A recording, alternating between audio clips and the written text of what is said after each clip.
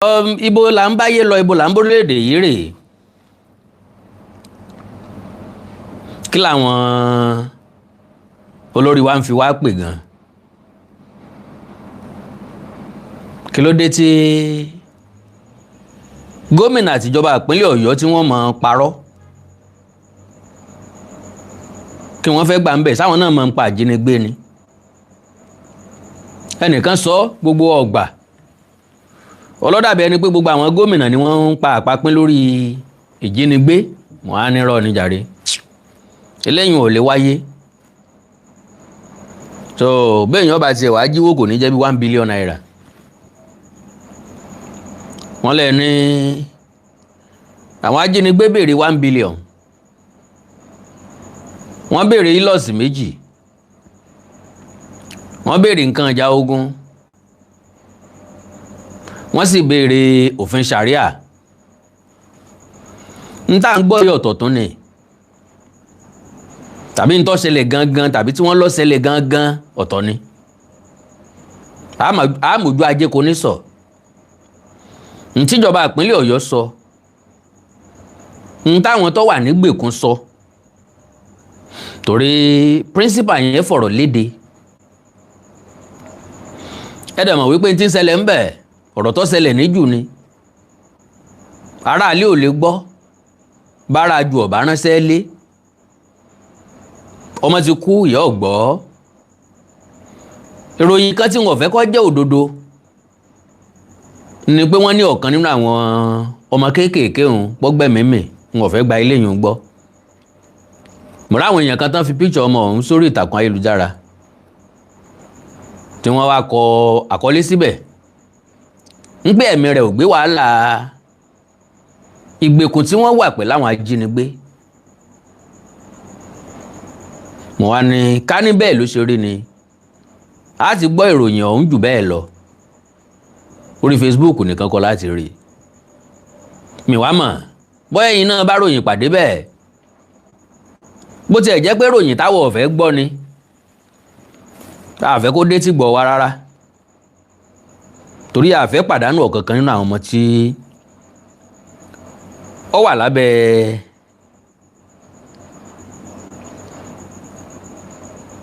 ó wà lábẹ́ àwọn tó mú wọn sìn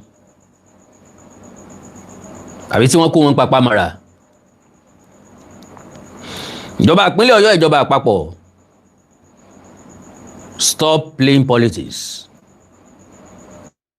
with our lives. Stop playing politics with those innocent children's lives. Bẹ́ẹ̀ ṣe bímọ tí náà la ṣe bí tiwa o. Ìbí òjò bí bá a ṣe bẹ́rù la ṣe bọ́mọ. Ó rí bẹ́ẹ̀ láyé àtijọ́, kò rí bẹ́ẹ̀ mọ́ nísìn. Bá a ṣe bí ẹrú kọ́ la ṣe bí ọmọ. Ibi tí wọ́n bí ẹrú sí ọ̀tọ̀, ibi tí wọ́n bí ọmọ sí ọ̀tọ̀. Bàbá tó wà wò dáadáa, a tún pé bá a ṣe bí ẹrú la ṣe bí ọmọ. Kẹ́nẹ̀dé, ìyá tó bí ẹrú ó lóyún ẹ̀ ó rù ká fóṣù 9. Ìyá tó bí ọmọ ó lóyún ẹ̀ ó rù ká fóṣù 9. Ṣùgbọ́n kọ́ ọmọ ó tó dẹrú ọmọ lọ́kọ́kọ́ jẹ́. Gbogbo ilé tán ti bímọ pátápátá láti kí wọ́n kú ewu ọmọ. Orí tó rin orí ọlá àkọ́kọ́ kí wọ́n kú ewu ọmọ. Orí tó yin orí òtòṣì tó yin orí ẹrú, adélé wọn akíyà àkókò pópó àrùsọ. So ìyẹn túmọ̀ sí pé bá a ṣe bẹ́rú ńlá ṣe bí ọmọ. Kádàrá ló pin lọ́tọ̀ọ̀tọ̀. Ní tí wọ́n ń pè ní ìṣẹ́ àtòṣì ó ní grade, ìpele ìpele ní bí aṣọ àlùbọ́sà. Ṣùgbọ́n ìṣẹ́ àtòṣì gangan, which is poverty, is your inability to afford your needs. Success is your ability to afford your needs without bothering anybody. Kì í ṣe ìgbà tí èèyàn bá ní mílíọ̀nù bílíọ̀nsì nínú àkáǹtì kó tó wà successful. Success is of the heart. So far you can afford what you will eat. O lè afford oúnjẹ méjì lójúmọ́. Ẹnìkan kan ra sọ sí ọlọ́run wọn àbọ̀ sọ sí ọlọ́run. Ó wọ bàtà àlùkù lọ́dọ̀ ẹnìkan kan. Ó wà successful. O lè afford n tó fẹ́ jẹ, n tó fẹ́ jẹ, n tó fẹ́ wọ̀, n tó fẹ́ lò. You are successful. Kò dìgbà téèyàn bá ní mọ́tò tàbí èèyàn kọ́lé kó tó wà successful. All right. Success ń gbà mí determine pẹ̀lú àwọn nǹkan yẹn o. God bless you. Now, gẹ́gẹ́ bí àlàyé tí mò ń ṣe, tí ó sì wù mí kẹ́yìn abiyamọ kẹ́ ẹ bá mi pín fídíò yìí dáadáa. Torí pé ó gbọ́dọ̀ dọ́dọ̀ Ṣèyí Mákindé.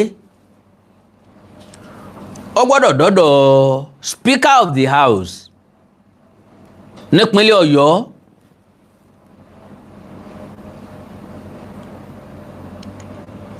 Ó gbọ́dọ̀ dé ọ̀dọ̀ abẹnugan ilé ìgbìmọ̀ aṣòfin ìpínlẹ̀ Ọ̀yọ́.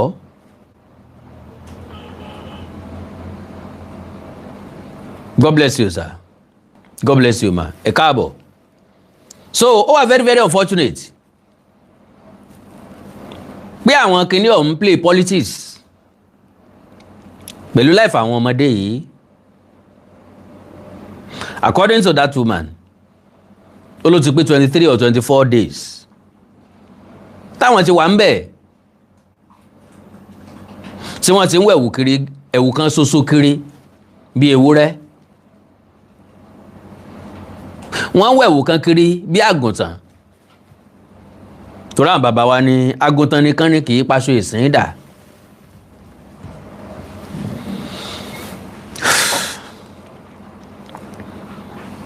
Ẹ máa gbọ́rọ̀ lẹ́nu woman yẹn. A gbọ́rọ̀ lẹ́nu abẹnugan ilé ìgbìmọ̀ aṣòfin tìpínlẹ̀ Ọ̀yọ́. Ó contradict ara wọn. Màmá yẹn gangan mọ̀ wípé wọ́n ń play politics pẹ̀lú ìgbésí ayé àwọn ni. Because ọ̀tọ̀ ní nǹkan táwọn ajínigbé ìbéèrè lọ́wọ́ wọn, ọ̀tọ̀ ní nǹkan tíjọba fi síta. Lóòótọ́ kò wùjọba kí wọ́n ké gbàjarè tẹ́lẹ̀tẹ́lẹ̀ tàbí kí wọ́n sọ nǹkan tí wọ́n fẹ́ gbà lọ́wọ́ wọn tẹ́ ẹ bá gbàgbé. Ńgbà tí gọ́ọ̀mẹ̀ntì kọ́kọ́ sọ wípé àbí táwọn èèyàn kan sọ láti pàṣẹ gọ́ọ̀mẹ̀ntì ń gbé agreement ń lọ lọ́wọ́ àbí negotiation ń lọ lọ́wọ́, mo sọ̀rọ̀ jáde mo ní tó fi tán fi wí bẹ́ẹ̀ àjẹpọ̀rọ̀ ń pa ká sọnù. So, having said that, tó bá jẹ́ pé lóòótọ́ o lọ́rọ̀ àwọn ọmọdé wọ̀nyí ká wa lára, gómìnà ìpínlẹ̀ Ọ̀yọ́ gbọ́dọ̀ jáwé sóbì.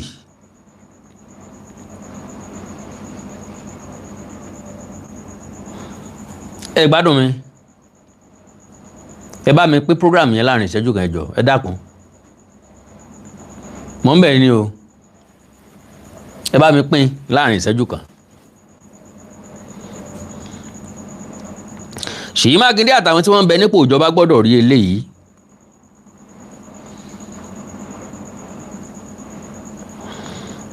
Kí wọ́n lè mọ̀ wípé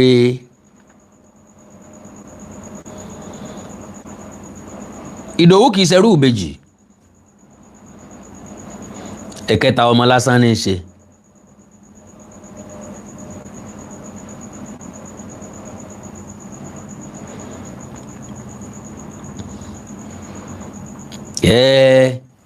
Níbo náà ni wọ́n ó jí sí kaná fẹ́ jí. Sírú àdúrú ìjọba ìpínlẹ̀ Ọ̀yọ́ bá fẹ́ jí 1 billion naira táwa ẹ̀sẹ̀ ń package ẹ̀ kò make sense mọ́ náà. Kò make sense mọ́ náà. It doesn't make sense. So èmi ò gbà wípé wọ́n fẹ́ jí ni. Then kí wá ní karamọ̀ tí Ṣèyí Mákindé bá lo ẹ̀ṣẹ́ ẹ̀lẹ̀ tọ́lọ́ ń promise àwọn ìyá ọlọ́mọ, àwọn mọ̀lẹ́bí pé àwọn ń ṣiṣẹ́ lórí ẹ̀. Bẹ́ẹ̀ bá ń ṣiṣẹ́ lórí ẹ̀ṣẹ́ ẹ̀ka iye ọjọ́ tán ti wà ń bẹ̀ ni 23-24 days. Àbí ń táwa ń rí kọ́lẹ̀ yín rí, àbí ń táwa ń rò kọ́lẹ̀ yín rò, àbí bó ṣe rí lọ́kàn wa kọ́ ló ṣe rí lọ́kàn yín. Ṣèyí Mákindé ó rè kí Adélabú Pẹ́ńkẹ́lẹ́ fún ti àbúrò rẹ̀ àti àwọn ọmọ rẹ̀ tí wọ́n jí kó, ó rè kí ń lé. Ó dà bẹ́ẹ̀, olówó ń sọ̀rí olówó, òtòṣì ń sọ̀rí òtòṣì, àwọn eléyìí lọ̀rẹ́ tèmi.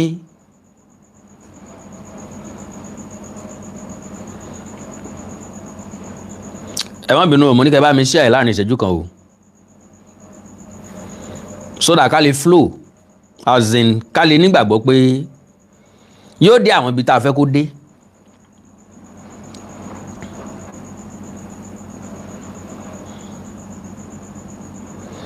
Ẹjọ́ mi kọ́ o.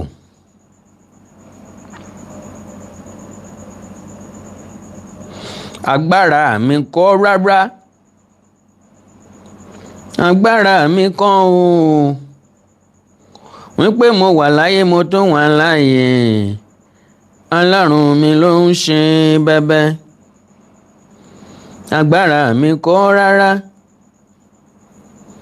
agbára mi kọ́ o, wípé mo wà láyé mo tún wà láyé, Ọlọ́run mi ló ń ṣe bẹ́bẹ́.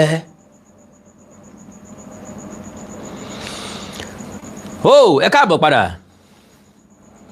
Àkàndọ̀rọ̀ Awíkonko ló kọ mi. Fẹ́ni tó ẹ̀sẹ̀ ń wò mí tàbí gbọ́ mi fún ìgbà àkọ́kọ́, ẹ forí jì mí. Ẹ má pé mo fà á kò yín ṣòfò tàbí ń ọ̀kà yín kún, kò rí bẹ́ẹ̀ o.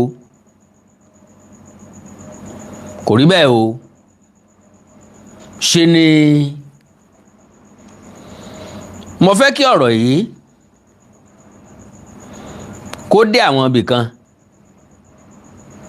Ṣé mọ̀ pa kíkanjú kan ò lè dógun sẹ́ bí ọba sá látìlẹ́yìn fún.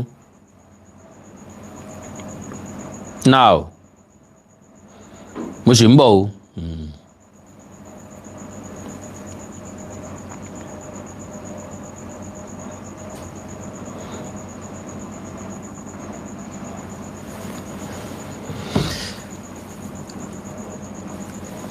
Madam Principal,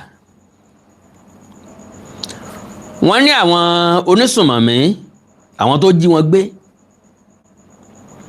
Tẹ́ bá dẹ̀ wò dáadáa, ẹ rí pé àwọn ajínigbé yìí ti ní sùúrù tó.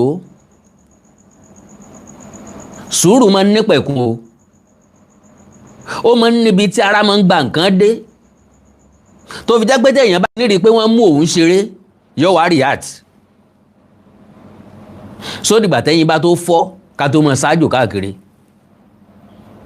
Sódìgbà tí n tá bá rò tàbí n tá fẹ́ kó ṣẹlẹ̀ tó bá ṣẹlẹ̀ ká tó mọ̀ sáré káàkiri. Kí ni Ṣèyí Mákindé ń gbà lérò? Kí ni ìjọba ìpínlẹ̀ Ọ̀yọ́, kí ni wọ́n ń gbé ní ìgbésẹ̀? Ipá wo ni ìjọba àpapọ̀ ń sà láti rí pé àwọn ọmọdé yìí jáde pẹ̀lú àwọn olùkọ́ wọn? Sáfẹ́ gbà wọ́n lọ́wọ́ àwọn èèyàn yìí tìpátìkúkú náà ni 50-50 ló bọ́ sí. Àwọn èèyàn kan ti ṣerú ẹ̀ tí wọn ò rí mú jẹ o. Mo ti gbá research nípa oríṣiríṣi ìṣẹ̀lẹ̀ bẹ́ẹ̀. Sọ̀rọ̀ rùn kárí wọn kó bẹ́ẹ̀ láìsí nǹkan kan tí yóò ṣe wọ́n. Mo rí pé 50-50 ni nígbà míì tàbí 30-70. Possibility ẹ̀ ní 30, impossibility ẹ̀ ní 70, ìgbà míì 50-50. Ó ṣẹlẹ̀ bẹ́ẹ̀ ní Russia. Àwọn akẹ́kọ̀ọ́ tó pàdánù ẹ̀mí wọn, wọ́n máa fẹ́ lé nígbà nígbà tí Russia ṣẹlẹ̀. Lóòótọ́ àwọn onísùnmọ̀mí yẹn náà ò escape. Ó ṣẹlẹ̀ láwọn ìlú kan bẹ́ẹ̀ náà. Àwọn onísùnmọ̀mí ò escape, ṣùgbọ́n àwọn ọmọ tí wọ́n kó àwọn náà ò escape. Ok, ọgbọ́n mi ìta wá lè lò. Nlélẹ̀ tí dádì Gani ẹnu mi àgò Fẹ́mi Fálànà tí wọ́n kọ́ wa ọgbẹ́ ìwò wọn kọ́ wa ìwò ni akọ́kọ́ gbọ́ ń bẹ̀ sọ̀rọ̀ ìjọba ìpínlẹ̀ Ọ̀yọ́ ni àbí ti màmá yẹ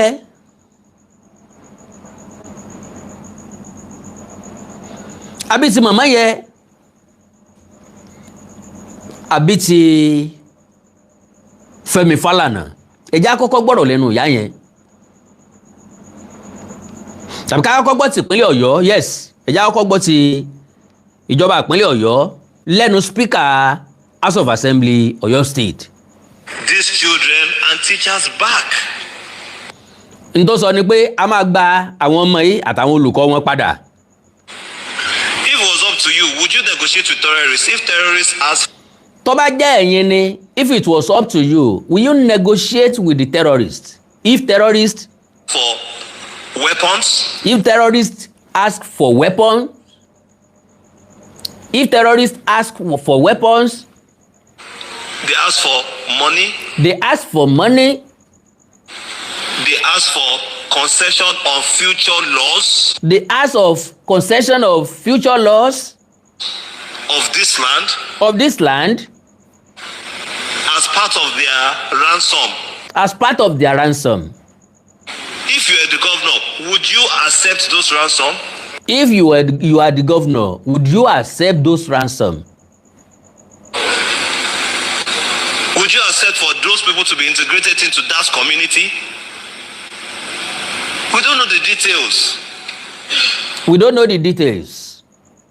So please, let's be sensitive and calm. Sensitive and calm. Ìgbà òjò ń lọ, ìgbà ẹ̀rùn ń lọ, ẹni ká dísà ìjòkó le. Ńjọ́ la tó fẹ́ pa nǹkan tí ń bẹ nú ẹ̀ calm till when? Ìbéèrè tó yẹ ká béèrè lọ́wọ́ ìjọba ìpínlẹ̀ Ọ̀yọ́ nìyẹn. Yorùbá sá sọ wípé sùúrù tó lọ́jọ́ kò ṣòro mú. Sùúrù tí ọ̀wá lọ́jọ́ yìí ń kọ́. Sóyè òye spíkà tí ń sọ̀rọ̀ yìí wípé ẹni tó wà nílé ní gbádùn ẹni tí ń bẹ lọ́gbà ẹ̀wọ̀n ò gbádùn.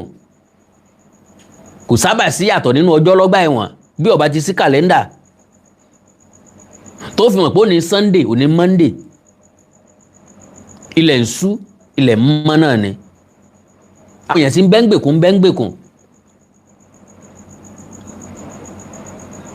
àwọn èèyàn tó wà nígbèkùn wọ́n ṣe kí ni wọ́n wà nígbèkùn. You do not know the details. The more you negotiate with these people, the more you are going to embolden. Ọ̀dà tẹ́ ẹ bá ní tá a bá dùnádùrà pẹ̀lú wọn yóò mọ̀ fún ọ ní liver yóò mọ̀ fún ọ ní iṣan yóò mọ̀ fún ọ lágbára wọn ò lè máa ṣe síwájú àti síwájú sí dáì kí lọ́nà àbáyọ. Bàbá fẹ́ wá gbòó dẹ́kun ṣé lórí àwọn ọmọ eléyìí láti wá gbòó dẹ́kun àbí lẹ́yìn tá a bá gbà wọ́n tán ńlọ ẹ̀ka tó bẹ̀rẹ̀ wá gbòó dẹ́kun. Ọjọ́ wo la fẹ́ kóńbù nínú gbó wa ọjọ́ wo la fẹ́ rú jáde la fẹ́ bí ìgbà téèyàn bá dẹ̀gbẹ́ ọdún. Ẹ gbọ́dọ̀ lẹ́nu àwọn Fúlàní kan náà. Alright ẹ já gbọ́ nǹkan tí màmá yẹn sọ.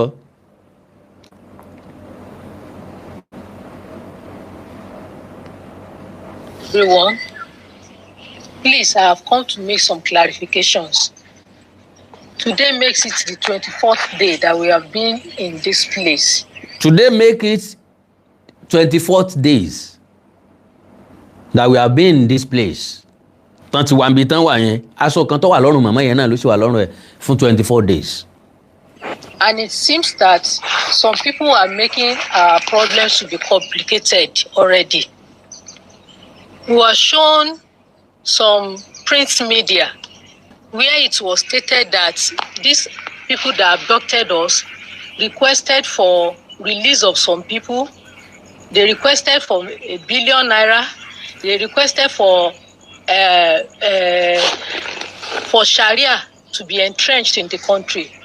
Ẹ ti wá ó ní àwọn rí àwọn print media that is àwọn ọ̀rọ̀ tó jáde nínú paper ṣe hàn pé gbogbo paper náà ló ti wà online pé àwọn tó mú àwọn wọ́n béèrè pé kí wọ́n fi àwọn èèyàn àwọn kan tí wọ́n mú sílẹ̀ wọ́n béèrè fún bílíọ̀nù kan náírà wọ́n tún wá béèrè fún òfin Sharia. These are not true. These are not true. Principal ló ń sọ̀rọ̀ yẹn o. These are not true. ọ̀gá speaker dẹ̀ confam ẹ̀ níbẹ̀ yẹn pé wọ́n request fún weapon, wọ́n request fún owó, wọ́n request fún àtúnṣe òfin. N tí gbogbo wa gbọ́ nìyẹn, tí gbogbo wa sọ nípa ẹ̀ nìyẹn. Principal tó wà nínú àhámọ́ sọ wípé kò rí bẹ́ẹ̀. Ẹ gbọ́ nǹkan táwọn yẹn ń fẹ́, ẹ gbọ́ ohun tí wọ́n béèrè lọ́wọ́ ìjọba. Tẹ́mi ò dẹ̀ rò pé yóò nira fún ìjọba, ó yẹ kó nira fún ìjọba láti ṣe. Bó bá jẹ́ pé tí wọ́n ń béèrè lélẹ́yìí, èbó tó ṣe pẹ́ńsù ló ṣèré sà. Bó bá jẹ́ pé lóòótọ́ làwọn èèyàn ń béèrè nǹkan yẹn tẹ́lẹ̀tẹ́lẹ̀, ṣùgbọ́n lójú kámẹ́rà tí màmá yìí sọ báyìí á jẹ́ pé nǹkan tí wọ́n ń béèrè ní ìsín nìyẹn. Anything ló lè jẹ́ kí nǹkan change. Òrejò ń sá, ejò ń sá, ń lọ̀rọ̀ àwọn ajínigbé. Àwọn fúnra lára wọn ò fẹ́ kú. Wọ́n dẹ̀ mọ̀ pé gbogbo nǹkan táwọn ń ṣe lọ́lọ́jọ́ 24 days, oṣù kan 30 days tí ń kárẹ̀ ẹ lọ. Oúnjẹ mélòó wọn gbé sínú igbó bí tán wà? Ọ̀nà wo lóúnjẹ ọgbà dọ́dọ̀ wọn? Pẹ̀lú àwọn ológun security agencies tó ti yí gbogbo igbó ká, tí wọ́n monitor situation tó ń lọ, tó fún wọn ní grace and opportunity láti arrest àwọn èèyàn 6. Àwọn tó wà nínú igbó náà observe pé omi ọ̀tẹ̀yìn wọ́n sà ń gbọ́n tí ń lọ nígboro, bí ó bá jẹ́ bẹ́ẹ̀ wọ́n ní mú print media jáde fáwọn tó wà nígbèkùn pé ṣé rí o, ẹ gbọ́ nǹkan táwọn èèyàn yín sọ o, nǹkan la béèrè lélẹ̀ o, sáà béèrè bẹ́ẹ̀. Wọ́n lè tipa bẹ́ẹ̀ yí òun padà kí wọ́n tún àdéhùn ṣe. Nígbà tí Israel àti Hamas ń jà, wọ́n negotiate now. Kò sí ogun náà láyé, you are still going to the table, you are still coming back to the table. Russia, Ukraine, ọ̀pọ̀lọpọ̀ àwọn èèyàn bá wọn dá sí. Wọ́n pè wọ́n wá, Russia make request ẹ̀, Ukraine dànù gba tó kọ́kọ́ tí ọ̀kọ́kọ́ tẹ́ wọn lọ́rùn pé rárá àwọn ò lè gba, àwọn ò lè gbélé, àwọn ò lè yọ ìdá ilé, àwọn ò lè ṣe. Ogun dẹ̀ tó tẹ̀síwájú. Ńgbà tó yálẹ̀ tó máa béèrè fún ceasefire kì í ṣe pé kó gun ọ́ tán, ìyẹn ni pé ẹ sì dáwọ́ dúró ná. Ẹ̀yẹ mọ́ yìnbọn láti bẹ̀, káwa náà mọ́ yìnbọn láti bí, ká mọ́wọ́ dúró ná. Ceasefire. Hamas ó kó àwọn ọmọ Israeli ń gbèkùn, àwọn ọmọ Israeli náà kó ọmọ Hamas ní gbèkùn. Ẹ fẹ́ gbé èèyàn yàbí ẹ fà wọn tọ̀dọ̀ wálẹ̀, ìyẹn àlè fi gbogbo wọn lẹ̀ lẹ́ẹ̀kan náà, 10 lákọ̀ọ́kọ́ release, ẹ release 10 wá no release 10. Bí wọ́n ṣe gba èèyàn wọn tán nìyẹn. Ká jẹ́ pé àwọn tí ń bẹ ní inú igbó yìí, wọ́n ní ẹ yọ̀ǹda àwọn èèyàn wọn, àwa náà sì ti lọ́mọ lọ́dọ̀ wọn.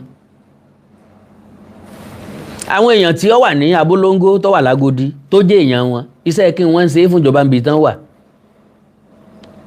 Ẹran tó mérè jẹ ló jẹ́ kí gbẹ̀gìrì ó sàn. Kí gọ́ọ̀mẹ̀ntì tó release wọn fún wọn, ẹ release àwọn èèyàn wọn fún wọn, ẹ jẹ́ kán máa lọ, káwọn náà dẹ̀ release àwọn èèyàn wa. Gbogbo àrà tẹ́ bá wá fẹ́ dá ní time yẹn, you are free to do it. Kì í ṣe lórí àwọn ọmọ tí ń bẹ́nu gbòye o. Wọ́n gbọ́ ọmọ àbúrò Adélábù, ìgboro ò sinmi mọ́ o. Lẹ́yìn ọjọ́ kẹta wọ́n gbà wọn kalẹ̀. Ẹ wo báwọn ọmọ yẹn ṣe rí after 3 days. After 3 days ń tẹ́ sọ fún wa nípa ẹ ti kó wọn lọ sí hospital, ẹ ti kó wọn lọ sí therapy oríṣiríṣi. How much more àwọn ọmọ tí wọ́n ti lò 24 days nínú igbó. Wọ́n máa àbúrò Adélábù tí wọ́n mú. Inú ilé ńlá wọ́n fi wọ́n sí o. Níbi tí wọ́n tó gbé solar fan sí wọn lọ́dọ̀ tó ń fàtẹ́gùn sí wọn. Wọ́n mọ̀ pé wọ́n ìsọ ọmọ ọ̀ṣẹ́, wọ́n ìsọ ọmọ ẹ̀yà. Wọ́n gbé solar fan sọ́dọ̀ wọn kó orú ọmọ bá mú wọn. Wọ́n ní access sí tọ́lẹ̀tì. Wọ́n lè gbọ̀nsẹ̀. Wọ́n lè wẹ̀. Bó jẹ́ pé wọn ò ní lè wẹ̀, wọn ò lè febi pa wọ́n, wọ́n ò fún wọn lóúnjẹ.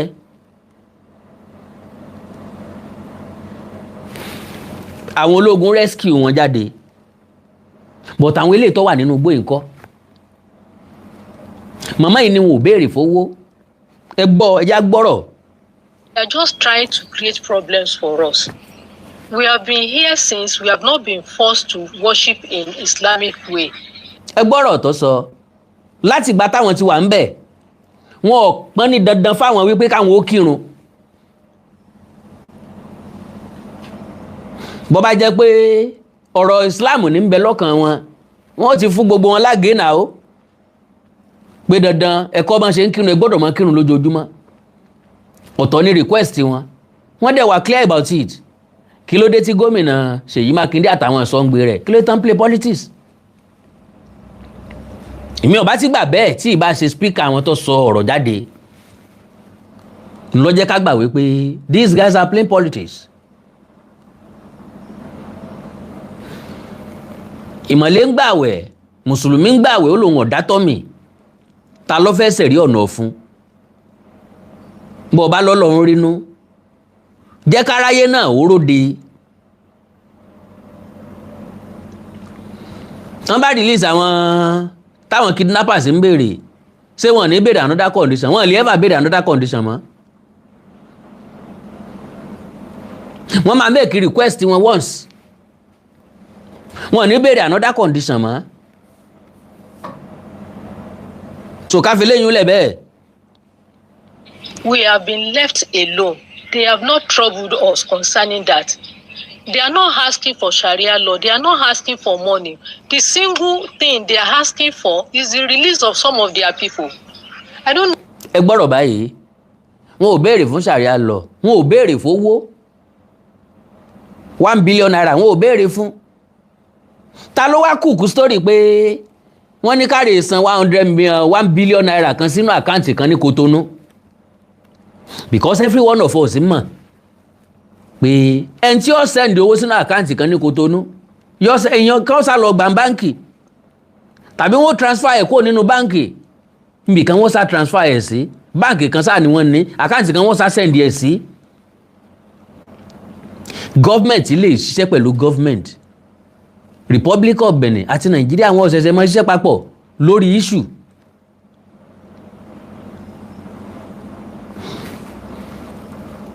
nǹkan ẹyọ kan tí wọ́n ní wọ́n ń béèrè fún òun náà ni pé àwọn èèyàn wa tó wà ní ọgbà ẹ̀wọ̀n ẹ release wọn fún wa àwa náà ó release ńgbà tí gọ́ọ̀mẹ̀ntì ò ti lè protect lives àti property wa táàrin kọ́rọ́kọ́rọ́ bọ́sọ́wọ́ àwọn ajínigbé ẹ̀sùn pẹ̀lẹ́ ló sì kù ewúrẹ́ tó wọlé aláwo ni gbogbo afẹ́ fagídí gbà wọ́n yìí kọ́lọ́ ràn wá lọ́wọ́ pẹ̀lú ẹ̀ o. Know why they are peddling this rumor to make it complicated for us. Please, we are just begging you, don't play politics with our lives. Nigerians, please help us to circulate this. Let it go viral. They are not asking for Sharia law. It is not true. They are not asking for weapons. They are not asking for money. All they want is the release of some people. And the government will negotiate with them and know those that they will release for them. I don't know why they are playing politics with our life. Please, Nigerians, our lives are in your hand. Help us make this go viral. Don't let the government deceive the whole world. They are not asking for... Don't let the government deceive the whole world. Kí ló dé tí ìjọba ń deceive wa? Kí ló dé tí wọ́n ń tàn wá? Tẹ̀yin tẹ́ mọ̀ bọ́n ṣe táàgì yẹn bá táàgì ẹ̀ kó dọ́dọ̀ gọ́ọ̀mẹ̀ntì Ṣèyí Mákindé kó dọ́dọ̀ gómìnà Ṣèyí Mákindé pẹ̀lú àwọn ìṣèjọba wọn. Tẹ̀jáde ó yé wọn pọ́ ọmọjá ti kú òníye tó wà tẹ́lẹ̀ ejò ti wọ́kù òǹbẹ tàná. Àwọn sùn lé wọn ń hanrun ọmọ wọn ò sí Nàìjíríà débi tí ó wà níléèwé débi pé nìkan ó sùn mọ́ débi pé wọn ó rí wọn jí gbé àdẹ̀gbàdúrà rẹ̀ fún wọn. A sọ pé wọn ò gbìyànjú ṣùgbọ́n kán má play politics bóyá rúmọ̀ gan ni gọ́ọ̀mẹ̀ntì gan gbọ́ bóyá èèyàn kan ló dẹ̀ déédéé pé wọ́n lẹ́nẹ́lẹ́ni fẹ́ fi wọ́n cash cruise àbọ̀ fẹ́ fi wọ́n cash out ó possible kò sí tí ó possible Nàìjíríà àwọn hacker kò sí kí ni wọn ò lè hack ẹnìkan kan lè déédéé rò ó ẹjá gbowó lọ́wọ́ ìjọba jàre hello ṣe personal assistant Ṣèyí Mákindé nìyẹn àwa ní kidnapper tí ó jí àwọn èèyàn kó níjó sí àwa fẹ́ sọ nǹkan tí àwa fẹ́ gbà àfẹ́ gbà 1 billion naira pílòsì méjì àfẹ́ kẹ́sà àtúnṣe sí òfin Sharia ní Ọ̀yọ́ state ẹnìkan lè kú ìkọ́ ẹ̀ because àwọn tó kidnap gangan lélẹ̀ wọ́n ní tí àwọn tán béèrè kọ́ nìyẹn. Sharia, they are not asking for money, they are not asking for weapon. All they want is release of some of their people. Please let everybody know about it. Ẹ dákun, lórí ọ̀rọ̀ wa náà ni mo tún wá sí. Òní ló di ọjọ́ 24 tá a ti wà níbí. Ṣùgbọ́n tí wọ́n fi hàn wá ní orí social media ni pé wọ́n níjọba sọ wípé kí wọ́n máa ṣe Sharia law ní Nàìjíríà, kí wọ́n fún àwọn ní mọ́tò Hilux, kí wọ́n fún àwọn ní 1 billion naira, kí wọ́n sì release àwọn èèyàn àwọn làwọn tó fi wálẹ̀. Irọ́ ni, kò sóòótọ́ níbẹ̀ o. Wọ́n kàn fẹ́ sọ ọ̀rọ̀ yìí di ńlá fún wa ni, wọ́n fẹ́ fẹ̀mí wa ta wọ́n gé ni o. Ẹ dákun ẹ ṣàánú wa, ẹ bá wa jẹ́ kí gbogbo èèyàn mọ̀. Ohun kan ṣoṣo tí wọ́n béèrè fún òun náà ni kí wọ́n fi àwọn èèyàn wọn kan sílẹ̀. Wọn ò béèrè owó lọ́wọ́ wọn, wọn ò béèrè mọ́tò lọ́wọ́ wọn, wọn ò béèrè ìbọn lọ́wọ́ wọn, wọn ò béèrè Sharia lọ́wọ́ wọn. Látijọ́ tá a ti débì wọn sọ pé dandandandandan ká mọ kírun níbí. Wọ́n fi wá sílẹ̀ jẹ́jẹ́ wa ni. Ẹ dákun ẹ jọ̀ọ́, ẹ má jẹ́ kí wọ́n sọ̀rọ̀ yìí di ńlá mọ́ wa lọ́wọ́, ẹ má jẹ́ kí wọ́n bà tiwa jẹ́. Ẹ dákun, ẹ̀mí wa ó wà lórí okùn ni. Ẹ dákun torí Ọlọ́run ẹ jọ̀ọ́, ẹ bá wa jẹ́ kí gbogbo àwọn tó yẹ ó gbọ́. Ohun kan ṣoṣo náà ni wọ́n béèrè fún, the release of their people. They have not asked for any other thing. Wọ́n béèrè any other thing. Ẹ jọ̀ọ́, ẹ má jẹ́ kí wọ́n tún yírọ̀ ìmọ̀ wa lẹ́sẹ̀. Ẹ dákun ẹ jọ̀ọ́, ẹ ṣàánú wa. Ẹ dákun ẹ jọ̀ọ́. Wow. Ọ̀rọ̀ èmi àti yín jọ gbọ́ yìí o.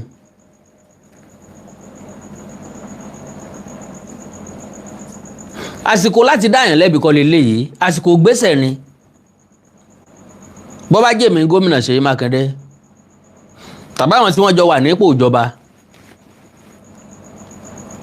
á tún arrangement ṣe. Ẹ máa wá pé àwọn èèyàn yẹn tó bá jẹ́ pé ní nọ́mbà wọn lọ́wọ́. Then àwọn tí wọ́n Sanu, àwọn tí wọ́n jí àwọn èèyàn wọ̀nyí kó, àwọn tí wọ́n wà nínú akóló wọn. Okay, if you have the government number, please call them to renegotiate, rearrange. Please help us live for our people. You see those small children, they don't know anything. Ẹ máa rò pọ́rọ̀ àwàdà lèyàn ń ṣe. Mò ń sọ̀rọ̀ gidi ẹni mọ̀ fọ́nì. They don't know anything. Those small children, they don't know anything. Well, please, we are begging you. Government will do the needful. They will release your people. We will beg them to release your people. Please, help us leave those children. They don't know anything. The governor, now they cause all this nonsense. God bless you. God bless you. We know, say, you be fathers. You go get children. If you not get children for now, you go get children in future. Nothing go happen to your children. Nothing go happen to your wives. Allah go be with you. You no go see wahala.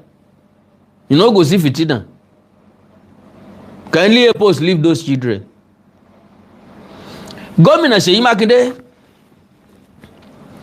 abẹnugan lẹ́gbọ̀n aṣòfin ìpínlẹ̀ Ọ̀yọ́, à ń bẹ̀ yín ni o. We are not putting any blame to you. Please, let's stop this politics. Let's stop pretending as if everything is going well or things are normal. Ẹ jáwé sóbì, ọjọ́ ń lọ, ẹ jáwé sóbì. A ti advice yín sẹ́yìn wípé ká má lo agídí, that you should not use force. Negotiate with these people. They have calmed down. They want to listen. They are making their request. They want to make request. Just listen to them, do what they say, and our people will be free. And we will stop all this clamoring, this noise.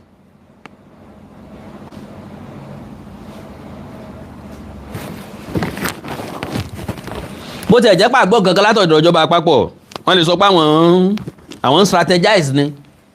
Ọlọ́run fún strategy wọn ṣe o. Ọlọ́run fún strategy wọn ṣe o. Mélòó làwọn èèyàn ẹ kọ́kọ́ béèrè àwọn èèyàn wọn tó wà ní ọgbà ẹ̀wọ̀n Lágòdì àtàbólóńgó, how many are there? Ṣé wọ́n tó 100 ni? Wọn ò lè 100. Wọ́n sá list orúkọ wọn fún wa.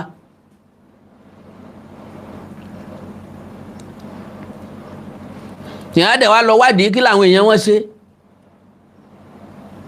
Because majority ló wà lọ́gbà ẹ̀wọ̀n, kò yẹ kó sí lẹ́wọ̀n o. Tàbọ̀ yẹ kó ti kúrò lẹ́wọ̀n tipẹ́tipẹ́, ṣùgbọ́n ẹnìkan kò gbẹ́jọ́ ẹ̀. Ọkàn kájọ́ lọ ń ti ẹni, remand lẹ́lòmíín sì wà.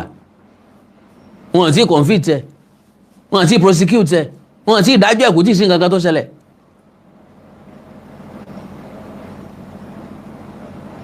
So Ọlọ́run ó ràn ìjọba lọ́wọ́ àbí o, wọ́n lè sọ pé àwọn strategize ni o. Kò sí ń téèyàn o, kò sí ń tí ò lè ṣẹlẹ̀ Nàìjíríà o. Àwọn olórí tá a dín ẹ má jẹ́ àṣepè fún lálẹ́ yìí. Ẹran ìbọn ńlọ́pọ̀ nínú wọn. Wọ́n kàn dàwọ̀ èèyàn bóra ní ẹranko ńlọ́pọ̀ jù nínú wọn. Ẹja sọ bẹ́ẹ̀. Kennedy tí wọ́n fi jẹ́ranko lásìkò ìjọba ológun, iléèwé wa dá o, gbogbo iléèwé ló ń function, àwọn clinic wa ń function, ojú ọ̀nà wọ̀ báàdì tó báyìí, gbogbo nǹkan wà in place. Àwa alágan sọ pé àfẹ́ ìjọba kanjú kó dictatorship, àfẹ́ freedom of speech, freedom of movement, àti wá rí báyìí. Lẹ́yìn freedom of speech àti freedom of movement wá, gbogbo nǹkan wá dojú dé.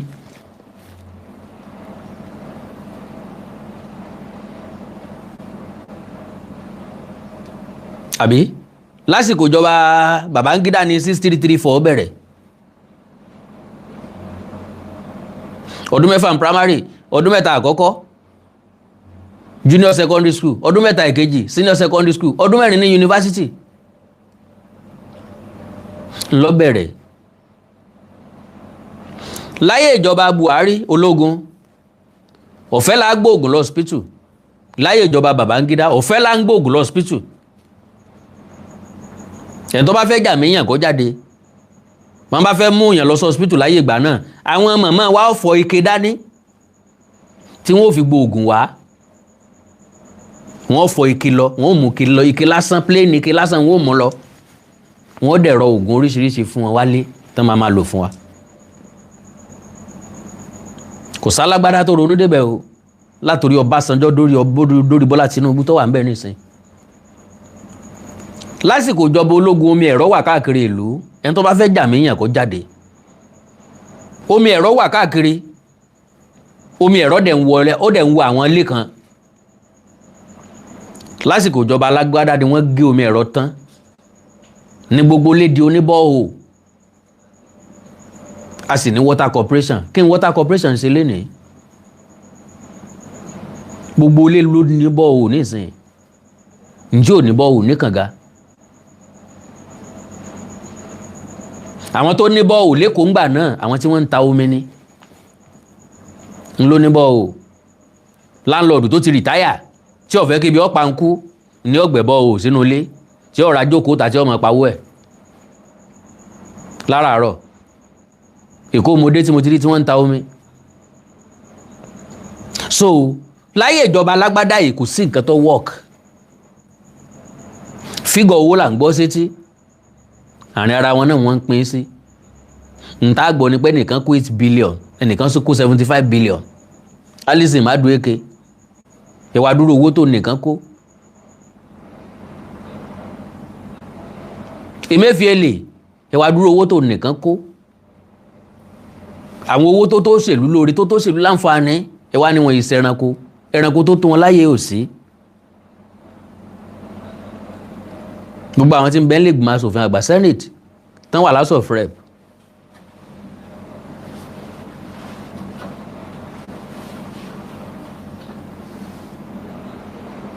èwo nu wọn lọ́rán tí wà ń bẹ̀, èwo nu wọn lóru dáadáa sí wa, èwo nu wọn lọ́fẹ́ ká gbégbé ayé tó dáa, kí wá ni wọ́n ń tò láti yejọ́ ẹ̀ láti 1999 tí wọn ò tí ì rí tòdì sìn tó fi jẹ́ pé pè láńṣẹ́ fún gbogbo ẹni tó bá wá. Ọbásanjọ́ dé láàrin ọdún 8 ṣe lọ́dà wípé kó tètè máa lọ. Yar'Adua àti Goodluck dé ṣe lọ́dà wípé kó tètè máa lọ, pé nira ti pọ̀ jù kọ́ máa lọ, ẹlòmíì ó mú dẹ̀rù wá. Buhari débẹ̀ ṣe lọ́dà bẹ́ẹ̀ ni pé kọ́ mọ̀ wulẹ̀ wá rárá, kí lè rí ṣé mistake kọ́ la ṣe yìí. A tún ti ń pariwo bẹ́ẹ̀ láyé Tinubu. Ariwo everybody ń pa lónìí o, ìpìlẹ̀ everybody ń sẹ́ lónìí o. Ṣé Tinubu fẹ́ overturn èpè yìí? Ságo ilé yìí kò lórí Tinubu. Ní tí máa ń bí ìyànnú ni pé kó lóṣèlú ọmọ tí deliver kí wọ́n máa ronú second term. Kó lóṣèlú ọmọ tí deliver kán máa ronú position míì tán tó fẹ́ dì mú. Ó wà very very disturbing. Àkàndọ̀rọ̀ àwí kòǹkò. Ẹ̀yin tẹ́ wà nípínlẹ̀ Ọ̀yọ́ ẹ bá wa plead sí Ṣèyí Mákindé. Gómìnà gangan lè má negotiate pẹ̀lú àwọn èèyàn yìí. Àwọn tí wọ́n ń pè náà ò ní pe gọ́vnọ̀, wọn ò sá lè mọ nọ́mbà gọ́vnọ̀. Ṣùgbọ́n ta ni wọ́n pè, ta lọ́kọ̀ náà tí wọ́n. A ti sọ fún wípé gbogbo ajínigbé ni wọ́n ní negotiator, àwọn tí ọmọ bá wọn dúnadúrà, wọ́n bá wọn dúnadúrà, táwọn bá sọ̀rọ̀ nílé ìjọba bó wọn ṣe ní nọ́mbà ń tọ̀ lọ́wọ́, ta ló fún wọn nínú igbó, owó táwọn ti béèrè ẹ̀, ta ló bá wọn gẹ̀ẹ́tì ẹ̀. Kò sí nǹkan téèyàn ò lè gẹ̀ẹ́tì. Ilé ayé tàwa ti wà connected. Àwọn teacher àwọn náà lẹ́gbẹ́, nínú ẹgbẹ́ wọn bẹ̀ wọ́n lólórí. Yes, NUT wọ́n ní president, National Union of Teachers wọ́n ní president tàbí chairman. Possibly ọmọ ẹgbẹ́ kan mọ nọ́mbà ọ̀gá ẹgbẹ́ wọn. Chairman NUT dandan ni kó ní nọ́mbà Commissioner of Education lọ́wọ́. Ilé ayé ti wà connected. Commissioner of Education dandan ni kó ní nọ́mbà gómìnà lọ́wọ́ náà ó di commissioner ò sì wá ní nọ́mbà governor tàbí ní àwọn tó súnmọ́ governor. Ilé ayé wà connected. Ká mọ̀ wulẹ̀ túbẹ̀ wọn. Anybody tó wù kí wọ́n pè. Ẹ bá wa sọ fún tàn wípé bóyá ọ̀tọ̀ ni tí wọ́n béèrè lọ́wọ́ ẹ̀, bóyá kò gbọ́ dáadáa, ẹ já gbà pé kò gbọ́ dáadáa. Ńlá wa ń sọ fún tàn wípé wọ́n ò béèrè 1 billion naira o. Ẹ bá wa yọ sẹ́gbẹ́ kan. Wọ́n ò béèrè nǹkan ọjà. Ẹ bá wa yọ sẹ́gbẹ́ kan. Wọ́n ò béèrè òfin ṣàríà. Ẹ bá wa yọ sẹ́gbẹ́ kan. In tí wọ́n ń béèrè ni àwọn èèyàn wọn tí wọ́n arrest kan bá wọn release wọn. Kò sí gọ́ọ̀mẹ̀ntì náà láyé tí wọ́n máa ń sọ̀rọ̀ ẹ̀fún tí ò ní release àwọn èèyàn tán bá mú sígbèkùn. Èmi ò tí ì rírí o. Bí Israel ṣe lágbára tó, wọ́n release ìgbèkùn Hamas. Lẹ́yìn ìgbà náà làwọn yẹn náà tó release àwọn ọmọ Israel o. Ojú gbangba táyé, ojú gbangba wálíà náà ti release wọn. Àwọn ló máa gbé mọ́tò kalẹ̀ tí wọ́n fi gbé wọn débì kan, dá wọn fún mọ́tò tiwọn. Tàbí kí gọ́ọ̀mẹ̀ntì wọn rán mọ́tò wá kó wá fi káwọn èèyàn ẹ̀. Wọ́n ṣe ń rù wọn lọ náà ń pariwo lé wọn lórí. nǹkan kò gbọ́dọ̀ sí wọn kólókóló ọrùn ajá ni eegun tá a so májá lọ́rùn kò gbọ́dọ̀ jẹ́ so gẹ́gẹ́ bẹ́ẹ̀ náà lélẹ́yìí ṣe wà àwítúnwí asán kankan ò sí ń bẹ̀ mọ́ ká má wulẹ̀ drag tí ò ṣe drag bí bóyá Táyé lọ́jẹ̀bi Kẹ́hìndé lọ́jẹ̀bi we don't need it mọ̀ ń bẹ̀ wá ní ẹjẹ́ akájọ́ táwọn ọmọ yìí ti wà níbi tí wọ́n wà yẹn 24 days ẹ má jà fún àwọn ọmọ ọlọ́mọ ṣe ètùtù ká má fún àwọn ọmọ ọlọ́mọ ṣe rúbọ o bá a bá fẹ́ rúbọ ẹ jẹ́ ká gbà àwọn ọmọ yìí kúrò ń bẹ̀ náà ká wá ṣe rúbọ tá a bá fẹ́ ṣe rúbọ.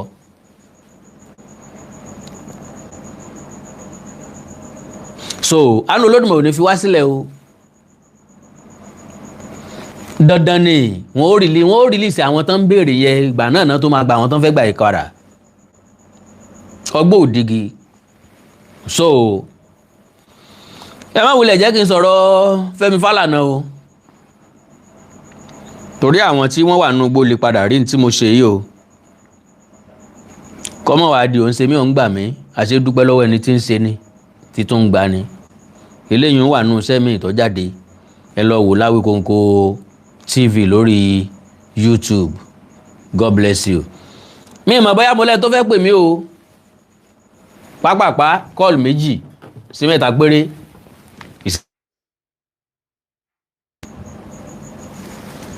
ìṣẹ́jú kọ̀ọ̀kan +234 915 147 9599 +234 915 147 9599 nọ́mbà tẹ́ máa pè sínú o àti +234 904 851 9362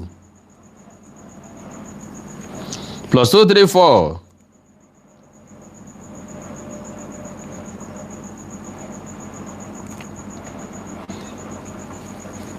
904 851 9362 kọ́ọ̀lù 2 péré n ó sì máa lọ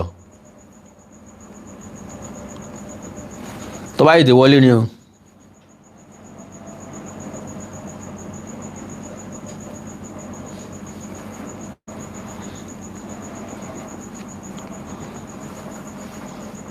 Ṣèyí Mákindé ń parọ́ bóyá ìjọba Ṣèyí Mákindé ni káyì sọ pé ń parọ́ ni wọ́n láwọn ẹni ẹlẹ́ni béèrè 1 billion naira wọ́n láwọn ò béèrè owó lọ yín ẹ bá fẹ́ kówó jẹ kówó ẹ̀ tó kówó owó tó fẹ́ kó jẹ síbòmíì o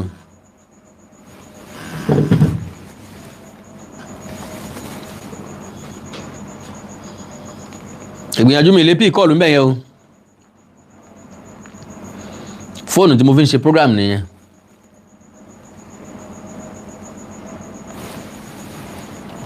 +234 915 147 9599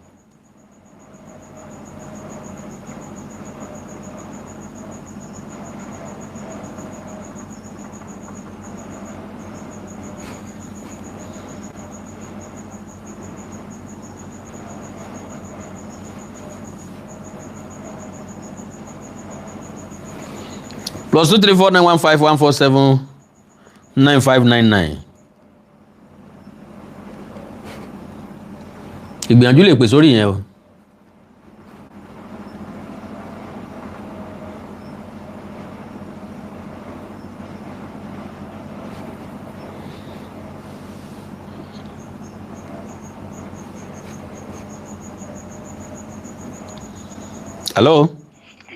hello sir. Chief Awon. Yes, sir. Ẹ kú ètò. Yes. Ó yanilẹ́nu pé gbogbo nǹkan tó ṣẹlẹ̀ yìí, ó ti fẹ́ di politics, wọ́n ti sọ di politics and it's so sad. Kò dẹ̀ yẹ kó rí bẹ́ẹ̀. Kò dẹ̀ yẹ kó rí bẹ́ẹ̀ rárá. In fact, ó kára nǹkan tí mo fẹ́ sọ gan wípé gbogbo wa bá ṣe ń sọ̀rọ̀ Ṣèyí Mákindé, ẹ jọ̀ọ́ mo fi Ọlọ́run bẹ̀ wá pàápàá jùlọ àti gbogbo wa bá ń sọ̀rọ̀ àti gbogbo àwọn èèyàn gan generally nílé ẹ má jẹ́ ká rí i pé Ọ̀yọ́ state ni wọ́n àtàkì o ẹ má jẹ́ ká rí i pé àrò ìṣẹ̀lẹ̀ náà àtàkì o Nigeria government job ni o government Nigeria náà àtàkì o eléyìí tí Tinubu ń ṣe bíi pé kò kán Ọ̀yọ́ state ni wọ́n fi ń ṣe politics ni Nigeria government ni wọ́n àtàkì o kò ń ṣe Ṣèyí Mákindé o Number 2, èmi tún wá ní ọ̀rọ̀ kan tó tún yàtọ̀ sí ilé tó ṣẹlẹ̀ yẹn mo wo fídíò woman yẹn mo kẹ́ notice kìíní kan psychologically Mr. Wikoko ṣé mọ̀ pé gbogbo ọ̀rọ̀ tó ń sọ pé àwọn ò béèrè owó àwọn òṣè kìíní kan ó lè jẹ́ irọ́ o ẹ má ti sọ pé kí mo ń sọ ẹ jẹ́ kí n ṣàlàyé fún yín ṣé ẹ rí ọ̀rọ̀ tó ń ṣẹlẹ̀ yìí wọ́n fẹ́ islamize Nàìjíríà ṣé ẹ dẹ̀ rí president wa ó ní nǹkan tó sọ fún àwọn Fúlàní oligarchy kó tó di pé ó di president now ọ̀rọ̀ ti wá ń change gbogbo nǹkan tó yẹ kó implement ẹ̀ àwọn Fúlàní oligarchy yìí wọ́n tún wá notice wípé Islam ti ń kásì ní Nàìjíríà bọ̀bọ̀ kan wà táwọn alálẹ̀ṣẹ̀ gbèdìtà wọ́n ń pè ọ̀bọ̀ yẹn ní MS Baba kíkẹ́ àtọ́lá Ọlọ́run kó máa bá bọ̀bọ̀ yẹn sàlálà wa máa sàlàbí nǹkan kó máa bá that guy bọ̀bọ̀ yẹn tẹ́ bá mọ iṣẹ́ tó ń ṣe rí àwọn tó fẹ́ islamize Nàìjíríà tí wọ́n á rí wípé réètì tí nǹkan fi ń lọ nígbà tó bá fi máa tọ́dún kan sọ́dún méjì wọ́n lè dúró mọ́ ọ̀rọ̀ Islam yẹn kí nìyẹn ò ní wọ́ọ̀kì mọ́ dáadáa o. Ìdí tí mo fi ń sọ fún yín pé àwọn gọ́ọ̀mẹ̀ntì wà wọ́n wà culpable ni pé ẹ wo olúwo kí odidi chief máa mú ìlú kó máa jáde pé ẹ̀sìn wa ní ká pa gbogbo wọn bẹ́ẹ̀ yẹn wọ́n gbégún mi wọ́n ṣe gbogbo ẹ̀ àtijọ́ tá a ti ń pariwo olúwo kí ìwọ̀n ìbọ̀bọ̀ chief máa mú wo ó sọ pé kán pààyàn kán máa káwọn mọ́ ṣèjọba rẹ̀ ṣẹ̀ṣà ṣé wọ́n pè for questioning ẹ jẹ́ wọn á kọ́ látẹ́ńṣẹ́ yìí sí kankan níjọ́ tí Israeli àti Palestine tó ń jagun tán fẹ́ bẹ̀rẹ̀ ogun tí bọ̀bọ̀ yẹn tó ṣe fídíò tó kọ́ àwọn ọmọ báwọn ń sọ́pọ̀tì Palestine ṣe rí pé bí ìjọ kẹta ó tún sáré kọ́ tó sọ pé àwọn ò sọ́pọ̀tì o àwọn ò ṣe kíní kan you know why wọ́n sáré pèpè àlàyé don't go there o because ọ̀rọ̀ yẹn ti fẹ́ dọ̀rọ̀ Amẹ́ríkà tó fẹ́ máa bá Amẹ́ríkà wọ́n sáré wọ́ọ̀nù ẹ̀ bọ́ gbogbo nǹkan tó ń ṣe kán máa pààyàn wọn ò wọ́ọ̀nù ẹ̀ sọ̀rọ̀ yìí wà complicated ju nǹkan tẹ́ ń rò lọ ṣe wá rí nǹkan tí mo ṣe sọ pé mo ní contrary opinion ni wípé ṣe láti ìgbà tí wọ́n ti wá sọ wípé ṣàríà kan gbé ṣàríà tán ti list gbogbo demand wọn yẹn ṣe rí ọ̀rọ̀ ṣàríà yẹn tẹ́ bá wọ̀ on Twitter on X ọlọ́run o tẹ́ bá rí bí àwọn youth ṣe wá jáde tán wá ń àtàkẹ́ àwọn mùsùlùmí gan tí wọ́n á dìrì pé àwọn ti di endanger species ó wá pọ́ sí wọ́n dẹ̀ ti mọ̀ pé gbogbo election tó ń bọ̀ yìí ṣé àwọn pé gbogbo election wà náà wọ́n fọ̀rọ̀ àwọn mùsùlùmí ní Christian ni wọ́n rí pé gbogbo election tó ń bọ̀ yìí náà pé ó máa affect àwọn Muslim ó máa kò ń sọ̀rọ̀ pé kí ni ó máa affect candidate wọn pé kó fọ́ sí tó báyìí pé tẹ́ ẹ bá ti dìbò fẹ́lẹ̀ ó máa gbé sàríà wá ni àwọn náà tún lọ pé àwọn pípù yẹn pé ẹ wá ẹ sọ pé ẹ béèrè sàríà ẹ sọ pé ẹ béèrè owó ẹ sọ pé kankan fún àwọn èèyàn nílẹ̀ ni so ọ̀rọ̀ yìí kò ń ṣe ọ̀rọ̀ pé ọ̀rọ̀ yẹn ó wà complicated politics ni right but kò ń ṣe simple politics báwa ṣe rò yẹn so wọ́n jọ ń communicate torí ẹ̀ mo ṣe sọ fún yín tí gọ́ọ̀mẹ̀ntì bá fẹ́ gbádùn gbogbo àwọn kìíní ó simple gan Babangida sọ wípé no Abacha ni ó sọ pé tí sọ́jẹ́sì tó bá last ju 24 hours lọ gọ́ọ̀mẹ̀ntì tó wà ní power ó mọ̀ ń pa ẹ̀ so gbogbo eléyìí wọ́n padà wọ́n lọ ń tún nǹkan náà sọ wọ́n lọ ń tún sọ ni wọ́n béèrè fún hello baba wọ́n ti rí reaction yes sir.